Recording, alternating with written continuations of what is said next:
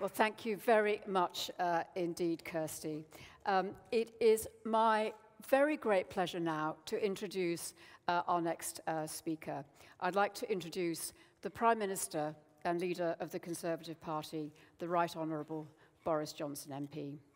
Now, I'm just going to say a few more words before we applaud him. Now, I just wanted to say that we are absolutely delighted that the Prime Minister is joining us today. We know him well from his time as London Mayor, and a wonderfully pro-enterprise mayor he was too. We are enjoying getting to know him again in his new role, and we very much look forward to hearing what he has to say the first time on a CBI stage for a while. Could you please join me in welcoming our Prime Minister, Boris Johnson. From this side. Thank you very much, Carolyn. Thank you very much. Thank you very much, Carolyn. It's great to be here this morning in this hotel, which I think I gave planning permission. I know I gave planning permission for the construction of this hotel. I'm honoured to be here with you all at the CBI because I know what you've all achieved in business, and I know how difficult it is. Because when I first left university, my ambition was to be a manufacturer, an industrialist, an exporter. And I saw what I thought was a market opportunity in kitchen tiles, beautiful handmade kitchen tiles with designs in bas relief of fruit, of the kind you see behind sinks or stoves, I think called splashback kitchen tiles. And together with a couple of friends, we found a place to make them, and we got some lovely designs of cherries and bananas and things in bas relief. And we even found a special government advisor who is apparently an expert in helping you set up tile-making businesses. And we gave him as much money as we could find, and he wrote some splendid advice, basically informing us that the venture was doomed. And we never really recovered our morale. I went on to do other things.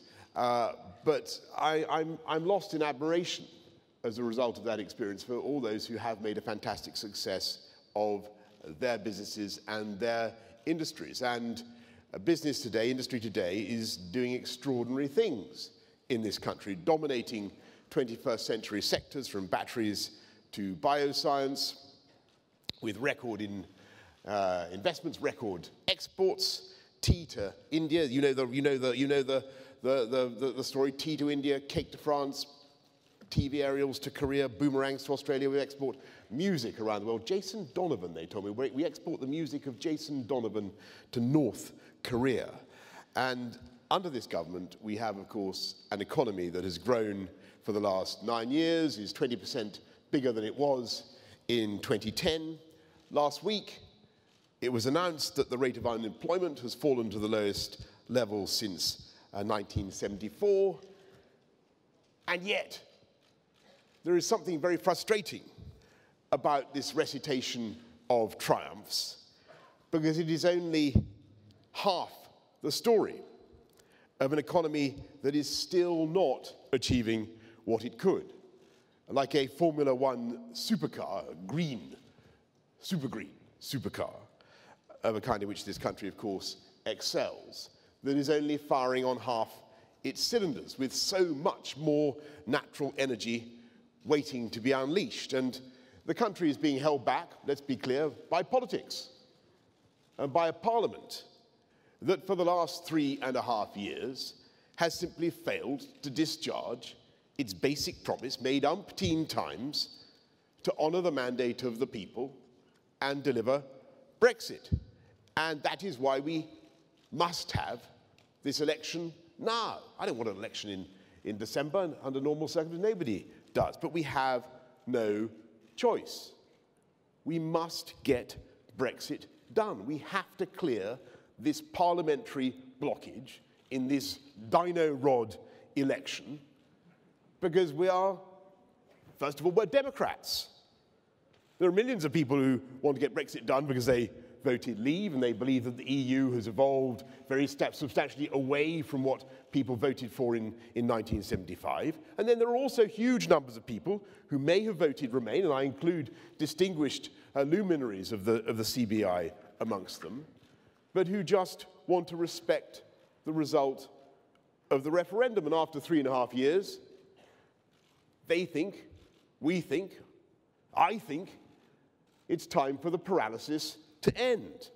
And we have to get Brexit done because it's the best thing for our national mood and the best thing to take our country forward. And by the way, it's the best thing for the economy, because the worst thing now is the continuing economic uncertainty. People waiting to take on new staff or invest in property or just to invest in this country.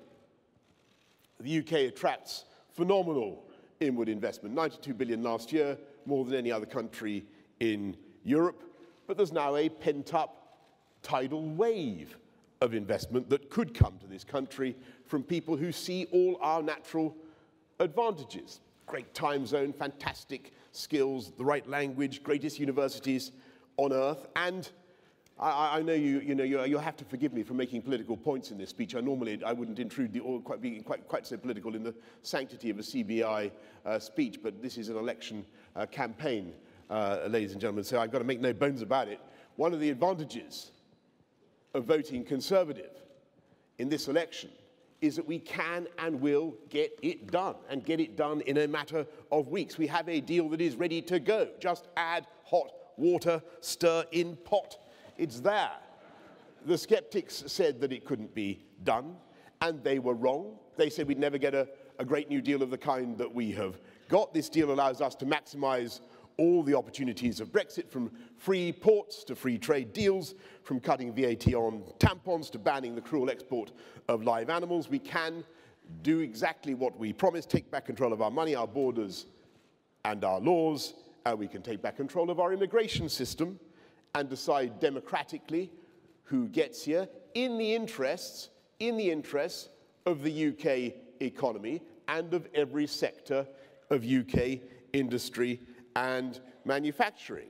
And of course, what this deal does is it gives, which is I think what everybody wanted in particular, certainly what I was trying to achieve, is it gives business complete stability and certainty about the arrangements that we have with our friends and partners in the EU as we make the transition in January, as we come out in January. And as I say, the best thing of all is it is done.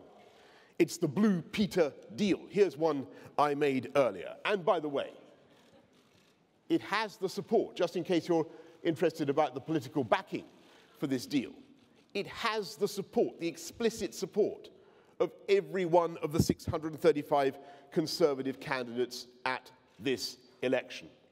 Every one.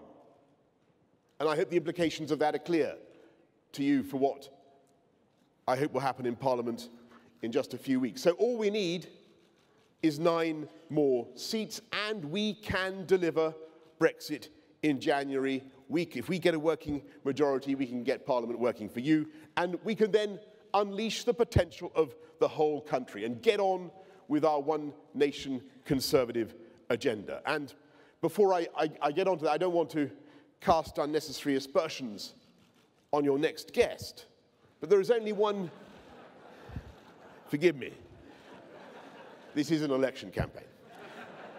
There is only one alternative to that one nation Conservative government that gets Brexit done, and that is a Corbyn-Sturgeon coalition. And what would Mr. Corbyn do if the Corbyn-Sturgeon coalition were actually to form a government?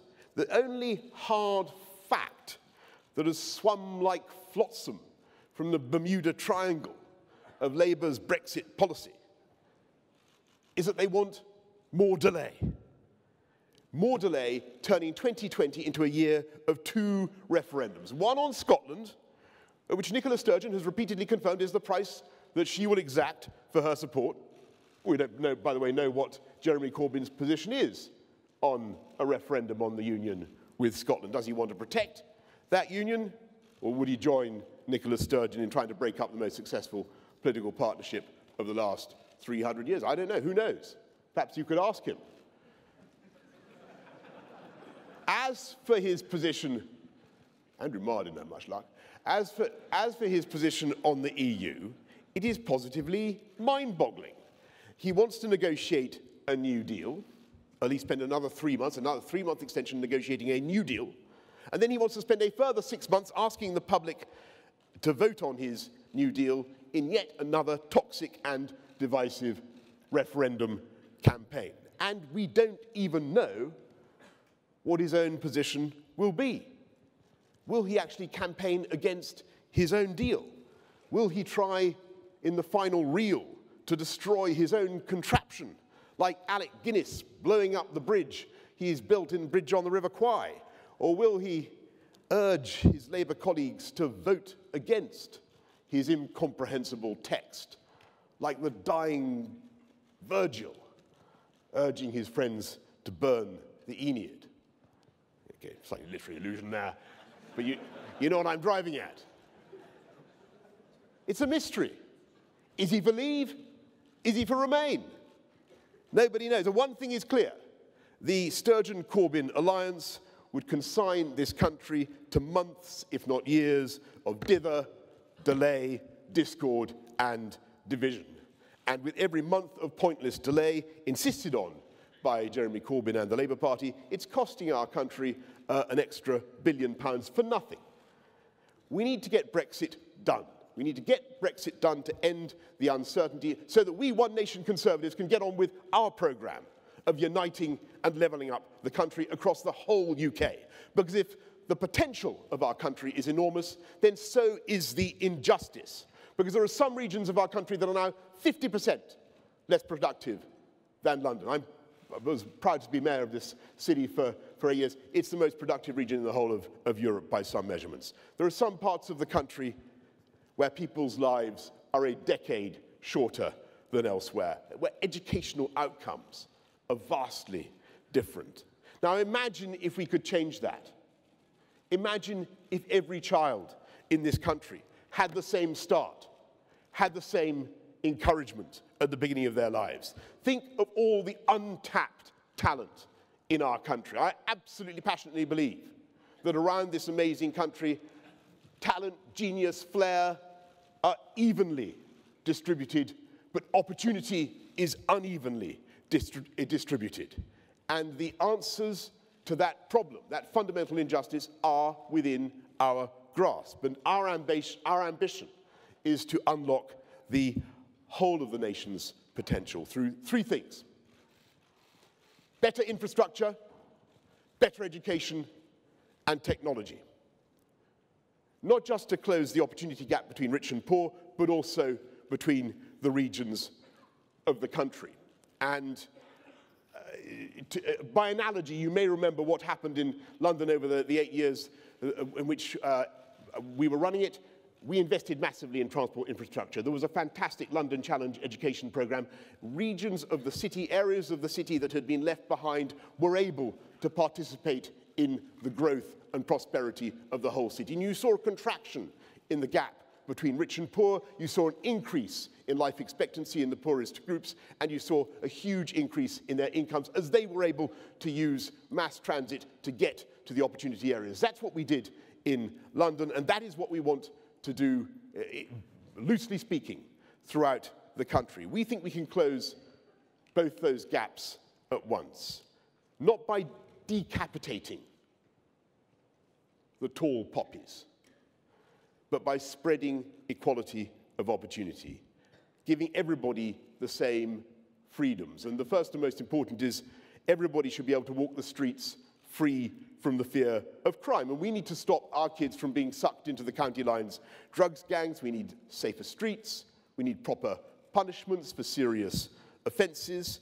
And that means a government that not only funds the police, as we are, but also backs the police. And that's why we're not just investing in 20,000 more police officers, but backing them up with proper powers to do stop and search and tougher sentences for serious sexual and violent crimes. And what's the best way to stop our young people from being caught up in crime? It's to give, as I say, to give every child in this country the confidence that comes from an excellent education. So we're boosting per pupil funding so that each pupil gets a minimum of £4,000 in primary and £5,000 in secondary. We're putting huge amounts into special educational needs, £2 billion more into refurbishing, rebuilding our further education colleges, investing in skills for our country. Because it's not just universities, fantastic that they are. We must build the skills of our young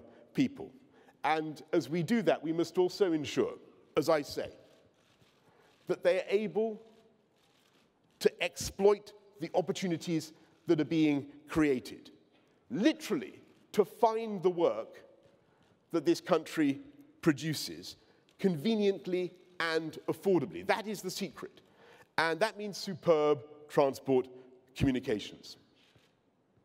And that's why this government is embarking on an infrastructure revolution, because now is the time to make those investments with interest rates at a historic low, not borrowing for day-to-day spending, but obviously looking at what we can do to fund long-term investments. And I think you would agree that that is the right way for our economy. And yes, of course, that means supporting some really fantastic major projects. Crossrail, I was proud to help deliver when I was mayor, the tube upgrades, many other projects, but we now want to go on, as you know, with Northern Powerhouse Rail, the West Midlands metro system, and many other things. Big ticket items we will do. But it also means investing in the simple improvements that I think so many people and businesses have been craving in transportation, modernizing roads and junctions that have become bottlenecks and sources of massive local frustration and economic inefficiency, putting in better bus services, which can make all the difference to towns and villages and rural communities, better cycleways across the whole country. I'm looking for answering nods here. I love cycleways. They're particularly successful in London, despite what the taxi drivers will tell you. They're wonderful things. We need better cycleways. And there's somebody nodding. And we also want every home, every business in the country to have the confidence and convenience that comes with gigabit broadband, 5G, 6G mobile telephony. Now, you do all those things, and what you achieve is, as I say, uniting the country, raising productivity, education, infrastructure, technology, and you create the platform for growth.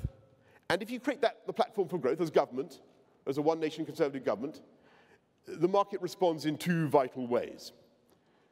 If you have good transport and safe environment and good schools, then suddenly, as we found in London, here in Greenwich and elsewhere, the market will find that it can build thousands more homes on brownfield sites, superb, affordable homes, giving young people the chance to have the keys to their own property, which every survey continues to show is one of our most fundamental human instincts, and we will help with the expansion of part-by-part rent schemes to get people onto the housing ladder. Second, if you have safe neighborhoods and decent housing and a skilled workforce, good, reliable transport links, what else happens in the area concerned? You get business investment.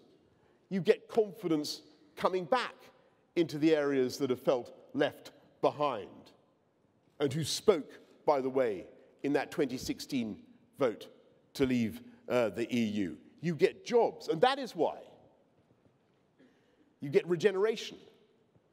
And that is why I think this country needs a government that believes in business and understands the vital importance of wealth creation, the need to support business large and small, family business, cutting business rates. There have been 1.3 million businesses created since 2010 in this country. And Napoleon said we were a nation of shopkeepers. He was right.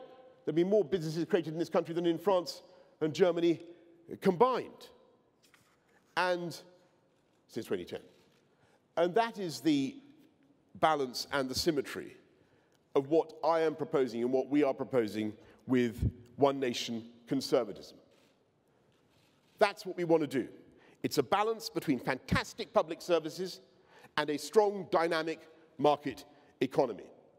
And I say when people get up at the crack of dawn to get their business ready, when people take out a mortgage for a new venture, when people have the guts to put a new product on the market, we don't sneer at them, we cheer for them. And to make sure that the businesses of this country can continue to flourish. I'm today announcing a package of measures you may have seen, cutting business rates further. We'll have a big review of business rates, cutting business rates further, particularly for SMEs, to help, above all, to stimulate the high street. We'll cut national insurance contributions to make it easier to hire and to put more cash into the pockets of the low paid. We'll increase the reliefs for new buildings that businesses need, and this government will double, in order to help businesses innovate, this government will double funding for research and development to £18 billion in the next Parliament, the biggest ever increase in support for R&D. And we proudly back business across this country because we understand that it is they, you, who are creating the wealth that actually pays for the NHS. And by the way, because the NHS is the nation's priority and our priority, and because we believe emphatically in fiscal prudence, I hope you won't mind if I also announce today that we are postponing further cuts in corporation tax. And before you storm the stage and protest, before you storm the stage, let me remind you, Alan, this saves £6 billion that we can put into the priorities of the British people, including the NHS. We've already cut it from 28 to 19%, the lowest of any major economy, and that the alternative is Jeremy Corbyn, who would whack it straight back up to the highest levels in Europe. And that is the key difference between this government and the Labour Party under Jeremy Corbyn. It is not just that Labour would be an economic disaster for this country because they would delay Brexit yet again.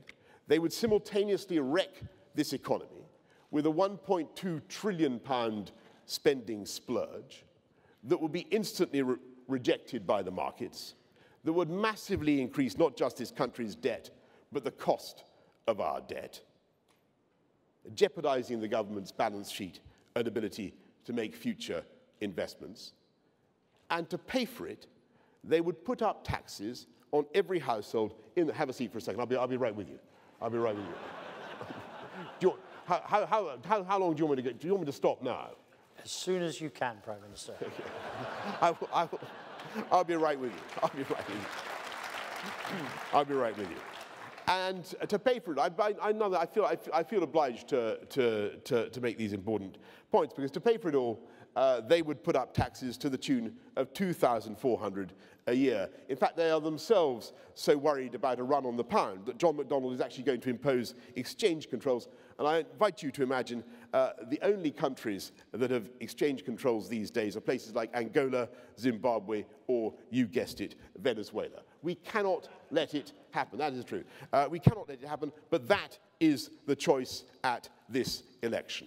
You can come with us and have a government that backs our armed forces as a power for good around the world. You can have Jeremy Corbyn, who has said he wants to scrap them. You can come with us and support police in their fight against crime, particularly against knife crime, or go with Corbyn and the Labour Party, who say that stop and search is inappropriate and oppressive. We want higher wages and higher skills. Corbynomics means higher taxes for everyone. And as I say, we know that the only way that we can have the investments that we need in our NHS and in fantastic public services is to have a strong and dynamic market economy. And the policy of John McDonnell is literally, as he says, to foment the overthrow of capitalism. Above all, ladies and gentlemen, and I'm going to wind up now. Above all, the choice is very simple. It is that we can go with a government and a One Nation Conservative Party that wants to unleash the talents and the potential of this whole country and get Brexit done, get on with our plans for investment in, as I say, 40 new hospitals that are being green-lighted as a result of the decisions taken by this government, 20 hospital upgrades, 20,000 more police, levelling up funding of education. Get on with that fantastic One Nation Conservative programme because we're able to get Brexit done, the biggest increase in the living wage in memory, because we're able to get Brexit done, or we can consign this country to another year of dither and drift and a year of 2 referendums in 2020. Well, I think we should give that madness a miss, John.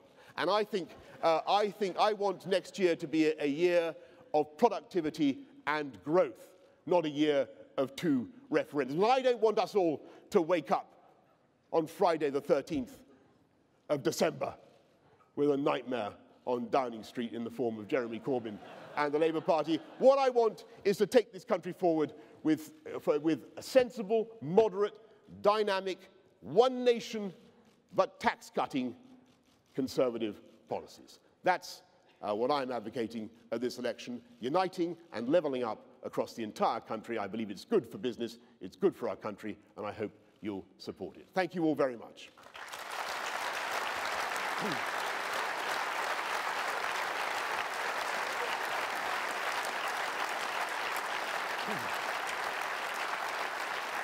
Now, we've got a few minutes for questions. First of all, we're going to take some media questions, which the Prime Minister will manage, and then we'll take some questions from the hall. But we've only got about 15 minutes in total, so please keep the questions brief. Prime Minister. Well, thank you very much, John. And forgive me, by the way, I thought I had a while to go, but it was obviously the bit where I came to the thing about postponing the cut on corporation tax that caused you to. I hope you will understand it is the sensible, it is the fiscally responsible thing to do at the present time. It doesn't mean that we are in any way averse to reducing taxes on businesses, as I'm sure you understand. I'm going to go to Simon Jack of the BBC, then Sam Coates of Sky, and John Stevens of the Daily Mail. Thank you, Prime Minister. Getting Brexit done, as you've promised, includes concluding a deal, a trade deal with the EU by next December, unless you choose to ask for more time by the end of June. Will you do that if necessary? Can you guarantee to this audience that the UK will never leave the EU without a deal? Well, yes. And just one, if I could also just add one corollary question. Yes. Would you encourage His Royal Highness the Duke of York to cooperate with US authorities about his knowledge of the activities of the late Okay, well, yeah, good, nice try there, Simon. On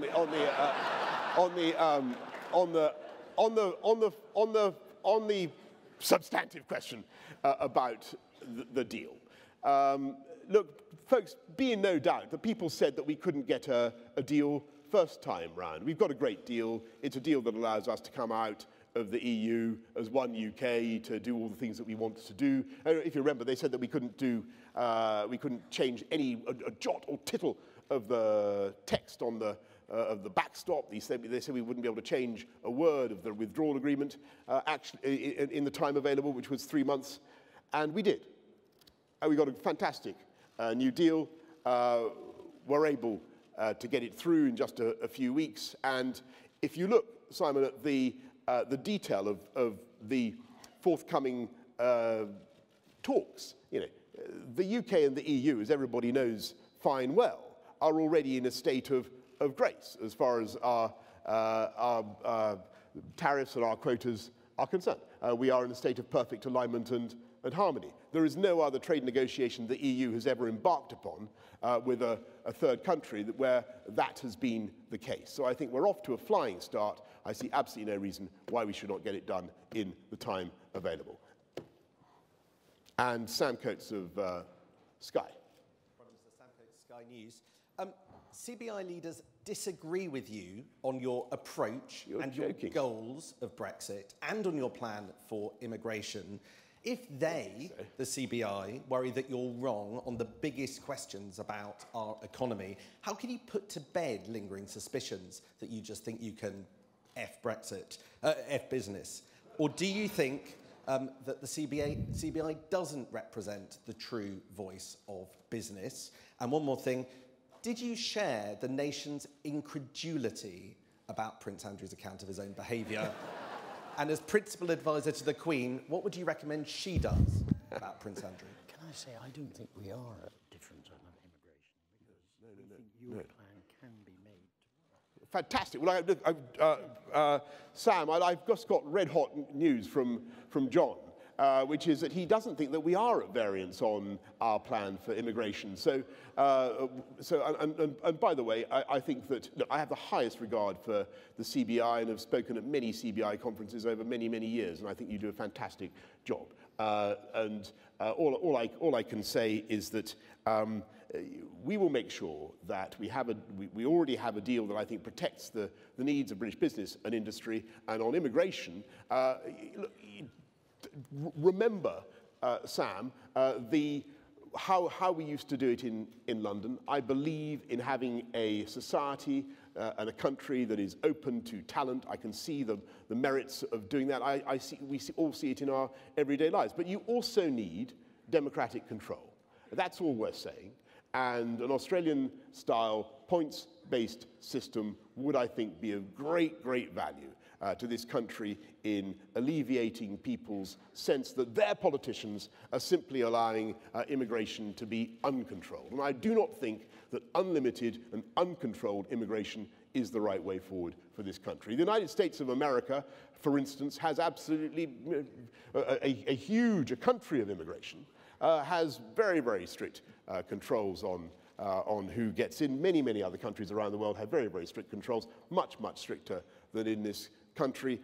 We should be democratically accountable for our immigration policies. We should have control, but of course, we should ensure that sectors across the economy are able to continue to attract talent, and that is what we're going to do. And as for your other question, again, I don't. If you'll forgive me, I won't get dragged into commentary about matters concerning the royal family, if that's all right. John Stevens of the Daily Mail. Prime Minister, if you're re-elected, will you commit to keeping Sajid Javid as your Chancellor? My dear John Stevens of the Daily Mail, look, I'm going to give you an absolutely categorical assurance that I will keep Sajid Javid as my Chancellor. How about that? Well, and I think he's a great guy, and I think he's doing a fantastic job, and I'm proud to count him as a colleague. I'd be grateful, however, if you know, I don't have it. Can we have not endless questions about the personnel at the top of the Tory party? I don't think I want to answer exhaustively about absolutely everybody. Right, can we now move on to general questions, please? If you've got a question, raise your hand. You should get a paddle and a microphone, and then please state who you are and who you're representing, and please no questions on the royal family. That gets tedious after a while. Number one over there, I think. Can we have that first question, please, for the Prime Minister? Hi, I'm Laura McCann, and I'm from Advance, which is the third largest software company here in the UK. Luckily and inspiringly, we actually have 30% of females on our board. However, as Caroline Fairbairn said, that isn't the case for many businesses across the country. And I was just wondering if you have any particular plans that you're going to build into policy to try and rectify that diversity, because as a young person looking ahead at my career, I would like reasons to stay in this country. Yes, well, thank you very much, and we are doing a huge amount to break the glass ceiling where we can in boardrooms where there's I think companies now have to look at their payrolls and audit the pay that they give their employees, and actually, as a result, we've seen, I don't know whether it's as a result, but it's certainly helping. We're seeing a reduction in the gender pay gap, and there are more women now in the workforce than ever, and that's a great thing. And I think it boosts the productivity of the UK. If I may say so, we need to do more in one particular area, and that is childcare. And I think, and we will be bringing forward some stuff. I don't want to anticipate the the manifesto, we will be doing more on childcare. Childcare, if you can get childcare right, you can do a huge amount of good, not just for families, but also for the productivity of our companies. Okay, number 5 paddle, please. Thank you. Prime Minister, John Laramie from Exeter College. Thank you for the work you've already done to lift up the funding for FE colleges.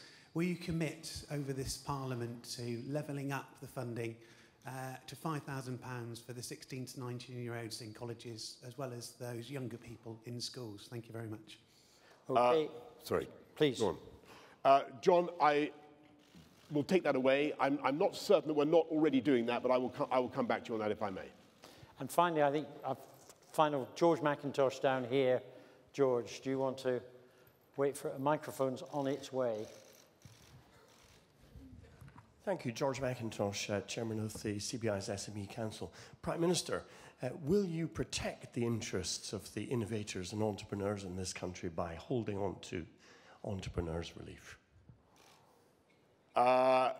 George, I'm not going to make any more fiscal commitments at this stage, if that's all right. We've got lots of tax cuts and lots of ways we want to support entrepreneurs, but I'll certainly register your interest, your point with the Chancellor. Okay, I think we've got time, because people have been agreeably brief, for a couple more questions. So can we have the gentleman over here who's had his hand up for quite a long time, Peter, Thank you. Thank you, Prime Minister. It's Nick Lakin from Kingfisher. We're in B&Q and Screwfix. I won't ask about business rates, although you did talk a lot about equality of opportunity. And I would say, first of all, it starts with people having a roof over their own heads. And when the average house price is 8 times the average wage, and the number of social houses built in this country was 6,000 last year, and there were 30,000 in 2010, I would question whether the Conservative Party's housing policy is enough about affordable housing for all of our workers. Thank you. Nick, thank you. Actually, I think of the 220,000 homes we built last year, vastly more were affordable homes than 6,000. I mean, when you're talking about social housing, you may be talking specifically about homes for social rent or one particular model of tenure. I'd have to look at the figures that you're quoting. But don't forget that this government, the Conservative government, built more council homes in 1 year than the Labour Party did in 13 years, which is we are the party of building. And look, see monumentum requiris circumspici, as somebody said. Look around Greenwich. Look at what we were able to do by investing in transport infrastructure, by stimulating growth in areas on brownfield sites. We have got huge numbers of homes built, and I'm afraid that since I ceased to be Mayor of London, there has been a marked falling off in construction. But when Sir Edward and I were here, there was a vast expansion in the number of properties being built, and we will do that, and we are doing that around the country. By the way, 220,000 figure that I quoted is the biggest number of houses homes built in this country for every year in the last 31 years except one. So we're going in the right direction, but we need to do more. And the secret is to tackle some of the obstructions in planning. We do have a problem, I think, with a monopoly by a very small number of, not a monopoly, but an oligopoly by a small number of developers, and we need to encourage more small developers. But we also need to be putting in the transport infrastructure that liberates development on brownfield sites and liberates great new housing developments across the country. And that is what we're going to do. If for instance, if you missed my message or it was interrupted, I didn't get to the crescendo. We want to unite and level up with better infrastructure, better education, and technology. And that is the way to deliver greater housing numbers. We did it in London, and we can do it across the whole country.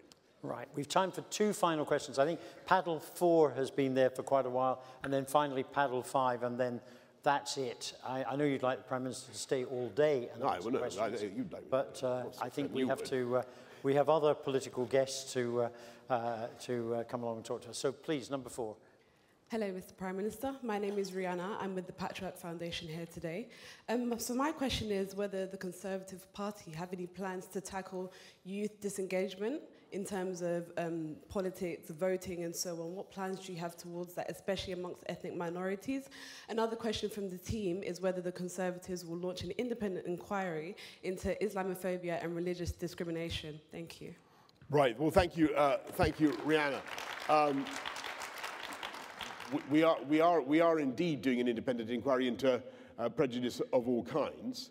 And on your point about youth disengagement, we are doing a huge amount as a government to encourage participation in politics and to encourage people to get involved. And I'm delighted to say that we have, I think, huge numbers of people registering in this election, and that's a great thing. And I believe that young people have every reason to get involved now in their country's, our country's politics, because it is their future that we're talking about. And I'm very proud, by the way, of everything this government is doing to tackle the issues of climate change and the environment that are so important for young people. That's why we have a zero carbon target, a carbon neutral target by 2050. And again, I think our approach is the most effective one, because the way to reduce carbon emissions, the way to improve the environment, which so many young people care about, is not just to adopt a hair shirt policy of attacking business and attacking consumption, though we do consume too much of some things, but also to support dynamic new technologies. And it's the fantastic battery companies in this country, the wind turbine companies in this country, that are instrumental in reducing CO2 emissions, not just of this country, but of the whole world. And to get back to my main point, it's the private sector and its innovation in the private sector that is helping to drive that change. And we would not be able to tackle climate change if it were not for the engagement of business and the engagement of companies like your own. So that's why we also, it's precisely because we care about the environment that we also want a strong and innovative economy. And that is a point I would also make to young people. I think we're going to have to finish. I'm sorry to disappoint the person I thought would be the last speaker, but what I would say is, if anybody has questions they'd like to feed into the Prime Minister, feed them into the CBI VR sort of policy desk over there. We'll make sure the Prime Minister gets them in, and I'm sure he'll respond to them. Now, I think many thanks to you for joining us here and sharing your views. This is a really crucial time in our country's history and development, Prime Minister, and I think we should show our appreciation to you for taking the time to come and see us. Thank you. Thank you. Thank you. Thank you. Thank you.